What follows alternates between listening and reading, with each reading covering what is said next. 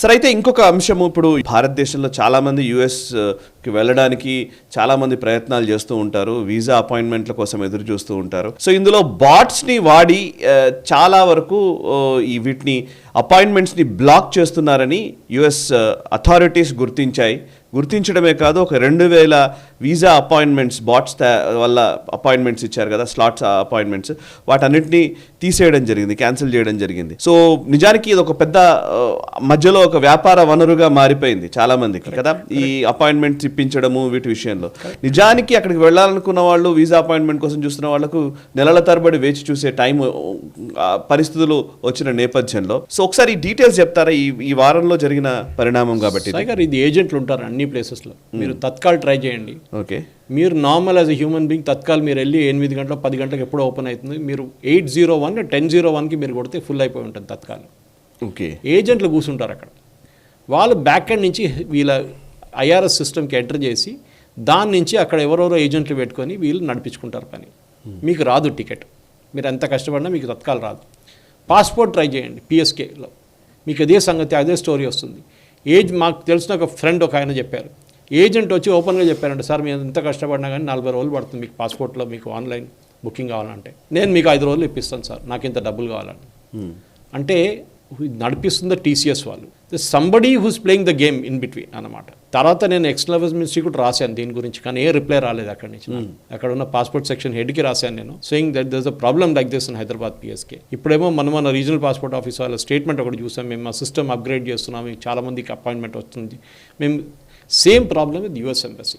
వీళ్ళేం చేస్తారంటే స్లాట్లు బ్లాక్ చేసి పడేస్తారు, ఎవరికి అపాయింట్మెంట్ రాదు. అప్పుడు వీళ్ళంటే ఏమంటారు, మీరు వెళ్ళి ఒక ఏజెంట్ ఉంటారు సార్ అక్కడ, ఆయన కలవండి అంటారు. ఆడు 35,000 40,000 అడుగుతారు సాయి గారు స్లాట్కి. వీసా ఇప్పించడం కాదు, స్లాట్కి మీరు ఇస్తారు. ఎందుకంటే మీరు డెస్పరేట్గా ఉన్నారనుకోండి, అడ్మిషన్ టైం అయిపోయింది, లేకుంటే మీ పాప అక్కడ డెలివరీ డేట్ అయిపోయిందంటే వాళ్ళ పేరెంట్స్ భయపడతారు, ఇమీడియట్ మేక్ ద పేమెంట్. వీళ్ళు నాకు అర్థం కానిది ఒక పాయింట్ ఉంది సాయి గారు, I'm not an expert in this, నేను అదే అడుగుతున్నాం. మన వాళ్ళు కూడా కామెంట్ చేయొచ్చు, మన ప్రేక్షకులు కూడా. ఇది మీరు బుక్ చేస్తున్నప్పుడు స్లాట్లో ఒక పేరు పెడతారు కదా సాయి గారు. అవును, మీ నాన్నగారి పేరు అమ్మగారి పేరు అడుగుతారు కదా దాంతో సహా. కరెక్ట్, మినిమం అదైనా అడగొచ్చు. నేను ఇప్పుడు దాకా యూఎస్ వీసా అప్లై చేయలేదు, నాకు తెలియదు, కానీ I assume that is the basic thing you need to give. Okay, me date of birth ఏమి ఉండదు, కానీ ఈమెయిల్ ఐడి ఉంటుంది మీ అదని. ఇది ఎట్లా మ్యానిపులేట్ చేస్తారు సాయి గారు? ఇప్పుడు సాయి కృష్ణ ఉన్నారు, సాయి కృష్ణ అవునూరి అని మీ పేరు మీద బుకింగ్ చేయలేదు, కానీ ఏజెంట్ దగ్గర వెళ్తే అతను సాయి కృష్ణ అవునూరికి బుకింగ్ ఇప్పిస్తున్నాడు. అంటే is changing the name of the back end. So without somebody internally అక్కడ ఉండకుండా చేయలేరు మీరు. కరెక్ట్, యుఎస్ ఎంబసీలో ఎవరు లేకుండా మీరు వాళ్ళ సర్వర్ని యాక్సెస్ చేసి పేరు ఎట్లా మార్చుతారు? So this is what my question is. సరే, మంచి పని చేస్తారు, ఈ బాట్స్ క్యాన్సిల్ చేసి పడేస్తే నెంబర్ ఆఫ్ అపాయింట్మెంట్స్ పెరుగుతుంది ఇప్పుడు అందరికీ. మనకి ఒక టైంలో సాయిగా నాకు గుర్తుంది, ఐ థింక్ 2023లో అనుకుంటాను, కోవిడ్ తర్వాత వచ్చిన రష్లో ఐ థింక్ ఒక డిఫరెంట్ టైప్ వీసాస్ ఉన్నాయి, B1 I think B1 B2 some వీసాస్కి ఒక 999 డేస్ వెయిటింగ్ లిస్ట్ ఉండే సాయి గారు. 999 డేస్ అది B1 B2కి. ఏం చేశారు వీళ్ళంటే, వీళ్ళు ఇమ్మీడియట్గా వీళ్ళు పంపించి ఫ్రాంక్ఫర్ట్కి వెళ్ళండి, మీరు అక్కడ వెళ్ళి తీసుకోండి అని చెప్పారు. ఏది, మీరు హైదరాబాద్లో అప్లై చేస్తే ఫ్రాంక్ఫర్ట్లో వెళ్ళి మీ వీసా తీసుకోండి, అక్కడ స్లాట్స్ ఉన్నాయంట. జర్మనీలో, లేకుంటే థాయిలాండ్కి వెళ్ళండి, బ్యాంకాక్ దగ్గరే. అది కొంచెం ఆలోచించండి, మీరు ఎంత డబ్బులు ఎక్స్ట్రా ఖర్చు పెట్టాలి దానికి. ఇప్పుడు మీరంటే ఫ్రాంక్ఫర్ట్ దాకా ఎవడెళ్తాడా, నేను ఏజెంట్ డబ్బులు ఇచ్చి ఇక్కడే చేయించుకుంటా అంట. మనోళ్ళు అంతే కదా. మనోళ్ళు తప్పు కూడా ఉంది సార్ దీంట్లో. సాయి గారు, డ్రైవింగ్ లైసెన్స్ కావాలంటే మనోళ్ళు ఎప్పుడైనా డైరెక్ట్ వెళ్తారా? మనకి ఈజీగా వచ్చేయాలి. నేను వెళ్ళాను, ఆ డ్రైవింగ్ లైసెన్స్ ఎవడు వెళ్తాడు, అక్కడ వెళ్ళి ఎవడు నిలబడతాడు, టెస్ట్ ఎవడు తీసుకుంటాడు, లేకుంటే బండి రిజిస్ట్రేషన్ ఉంటే నాకు అక్కడ వెళ్ళాలంటే మీకు కోపం, ఆర్టీ ఆఫీస్కి వెళ్ళాలంటే. సో మీరేం చేస్తారు, ఏజెంట్ డబ్బులు ఇస్తారు. మళ్ళీ అదే మనిషి మీరే కరప్షన్ గురించి మాట్లాడతారు, మీరు చేసిన పని అదే కదా. So same thing happened here. So ఇప్పుడు పేదర్ ప్రాబ్లం అది కాదు కదా సార్ గారు, మీకు తెలుసు రిజెక్షన్ కూడా 47% అంట లాస్ట్ వీక్ కన్నా.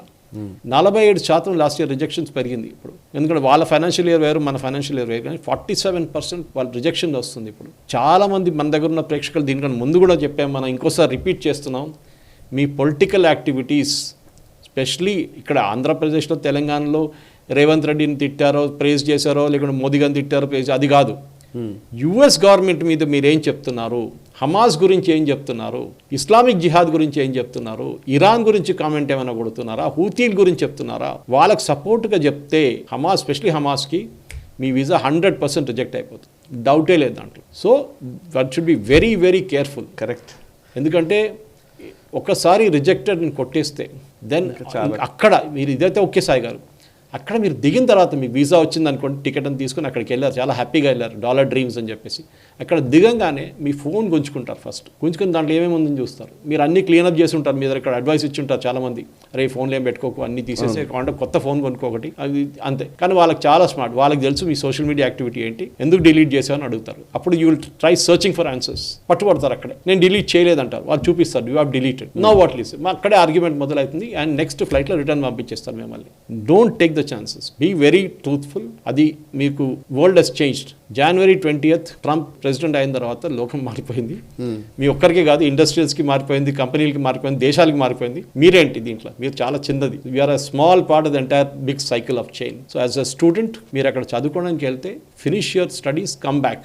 ఆర్ మీకు ఓపీటీ ఉంటే ఓపీటీ తీసుకోండి, ఓపీటీ తర్వాత మీకు H1B వస్తే H1B. ఇప్పుడు H1B కూడా కంపెనీలు they are not willing to sponsor. Sai గారు, అవును, మనం చేయమంటున్నారు వాళ్ళు, భయపడుతున్నారు వాళ్ళు. అవును, మా మీద ఎప్పుడు వచ్చి పడతాడు ట్రంప్ అని చెప్పేసి. సో ప్రాక్టికల్గా మేబీ సిచ్యువేషన్ ఒక సంవత్సరం తర్వాత కొంచెం చల్లబడుతుంది. కానీ అవును అవును ఇప్పుడైతే ఈ సీజన్కి, ఎస్పెషలీ ఫాల్ సీజన్కి ఉన్న దాంట్లో అడ్మిషన్ చూస్తే కూడా చాలా డేంజరస్ సిచ్యువేషన్లో ఉన్నాయి. ఇప్పుడు యూఎస్ యూనివర్సిటీస్ కూడా ఏడుస్తున్నారు, ఎందుకంటే వాళ్ళకి స్టూడెంట్స్ లేకపోతే వాళ్ళకు కాలేజ్ నడిపించలేరు. వాళ్ళు అందరూ don't have endowment funds like Columbia కానీ హార్వర్డ్ లాంటి పెద్ద పెద్ద 50 బిలియన్లు 100 బిలియన్లు వాళ్ళ దగ్గర లేదు. చిన్న చిన్న కాలేజ్ అసలు లేవు. మన వాళ్ళు దానికి వెళ్తారు కదా ఎక్కువ. You're not a Cornell, you're not a UPenn. చిన్న చిన్న కాలేజ్కి వెళ్తారు, వాళ్ళు దాని మీద బతుకుతారు. కెనడా స్పెషలీ, కెనడాలో every Indian student sponsors another Canadian student. అవును, అంత ఫీజు ఎక్కువ తీసుకుంటారు మన వాళ్ళ దగ్గర, ఎందుకంటే కెనడా స్టూడెంట్కి ఫ్రీగా ఇవ్వాలని చెప్పి. So be very careful. అది మెయిన్ అడ్వైస్ ఇదే సాయి గారు, దట్ మీరు ఏజెంట్ల త్రూ వెళ్లకుండా you directly go as per the legal route. మీకు ప్రాబ్లం ఉండదు, 99% ఉండదు మీకు. ఈ వీడియో మీకు నచ్చినట్టయితే లైక్ చేయండి, 10 మందికి షేర్ చేయండి. అలాగే కామెంట్ల రూపంలో మీ అభిప్రాయాలను మాతో పంచుకోండి. Nationalist hub group of channels ను సబ్స్క్రైబ్ చేసుకుని తెలుగునాట జాతీయవాద జర్నలిజాన్ని ప్రోత్సహించండి. ఈ వీడియో కింద ఉన్న బెల్ ఐకాన్ పై క్లిక్ చేయడం మర్చిపోవద్దు.